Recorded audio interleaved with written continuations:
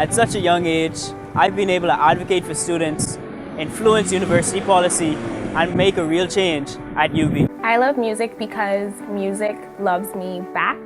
Music has given so much to me, and I just want to give something to it. I'm an entrepreneur because I believe it's the only way that you can control your life and become fully responsible for the actions you make and all of the money that you want to make. I decided to run for politics because I wanted to champion the cause for change for my community and young people of our country. The reason I am an advocate is because I believe that service is the rent that you pay for your room here on earth. This is my story.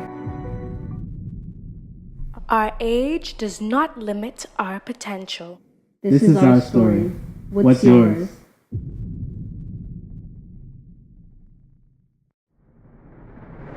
I got into, I guess, just wanting to understand community life and wanting to be a part of community service through a radio show that I volunteered my time and skill sets with at Island FM. It was called Youth by Youth. It still is ongoing now, but they have a different cast. But I started it with a fellow F5er, Sean Gomez. So Denise Major would have been my mentor at the time, pretty much. That's how I got my voice started, and that's when I realized like I have something to say and I probably should say it, even if it's an unpopular opinion. But just kind of like using my voice as I guess a tool for youth in a sense. It was definitely Youth by Youth where I got my start. Hollaback Bahamas, where I am now the director. That is a feminist kind of organization that educates and does groundwork for street harassment, sexual harassment in the Bahamas. I also volunteer my time with Equality Bahamas. And from the name alone, you could tell it's about gender equality, public education, things along those lines. And of course, I'd have to say that most of my volunteer time is with my sorority, Sigma Gamma Rho Sorority Incorporated, whose main mission is to pretty much educate the self in order to empower other young black women and black people at large. So my childhood, I guess, was the stereotypical kind of childhood. So I had two parents in the home, and then my parents got divorced and I lived with my mom for the most part of my life. I still live with my mom now, but she remarried, so I have a stepdad now. But childhood was kind of, I guess it was an interesting journey, I would say. It taught me a lot about what it means to, I guess, be an individual, because I grew up in a very religious kind of home where religion was kind of, you know, it wasn't, I wasn't beat down. Mm-hmm. It was just something that I guess was forced into in a sense, but I wouldn't necessarily use force as a way to be angry or to say I'm angry about it, but I just didn't really have no other choice because I didn't know about any other choices.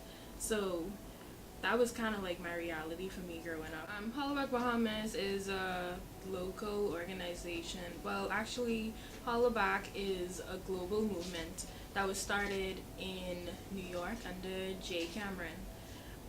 So pretty much she had an incident on a bus where it was just uncensored.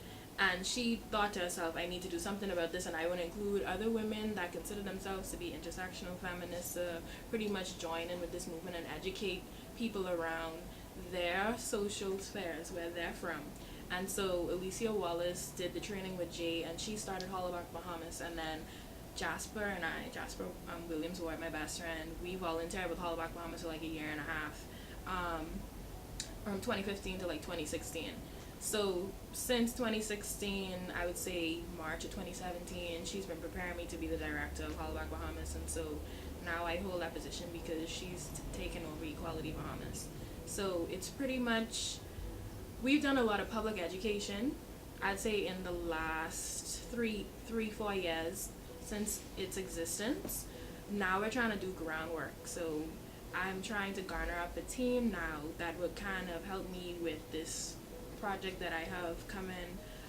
along the way to kind of reach out instead of, because you always talk about street harassment and sexual harassment and you always complain about it, but it doesn't make any sense when you're not actually going to the perpetrators themselves and saying, hey, this is not cool, it's uncomfortable, it's making women feel unsafe and whatnot. So we're actually trying to start a project within the community to go to people instead of just talking about it on social media. I feel like in the last year or so I've become a lot more quieter because I've just been observing social attitudes.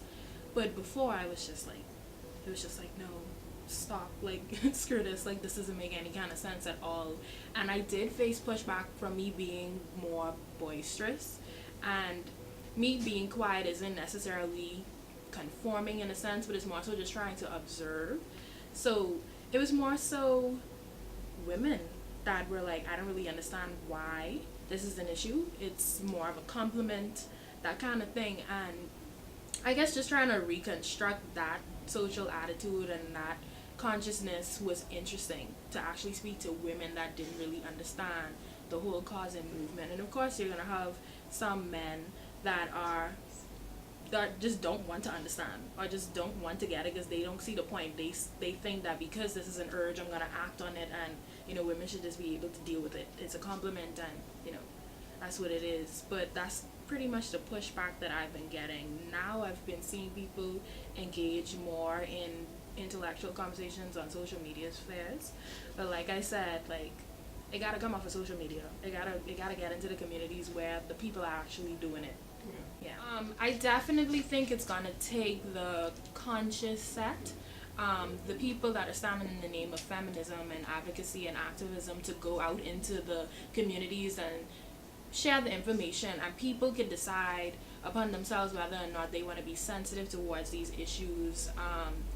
I think it's just sharing the information or conducting workshops or even reenacting scenarios and making people familiar with a scene and letting them see this is not okay. If a woman is walking down the street downtown for some reason at night, maybe she's headed to a lounge or a club or a bar or something, and she's walking by herself, you coming on to her, that even though you find her attractive or you want to try your hand at her, it may not be the best approach.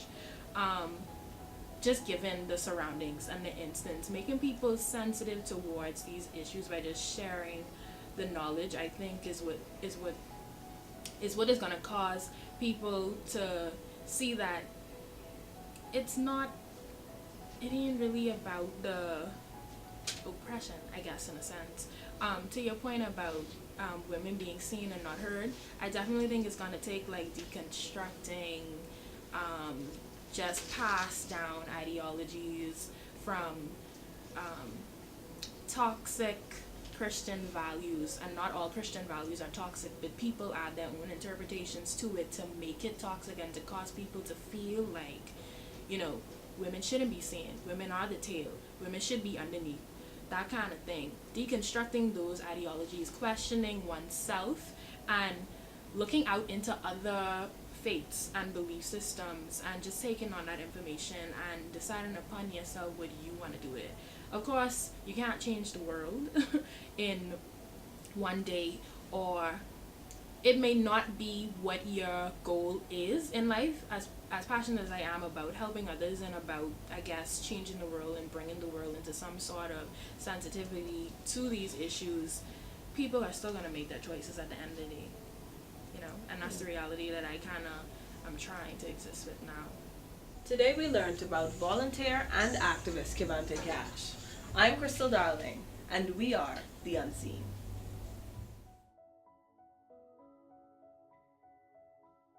This episode of The Unseen was sponsored by Belief Premium Teas. A belief in better. Better teas, better lives, better Bahamas. Me,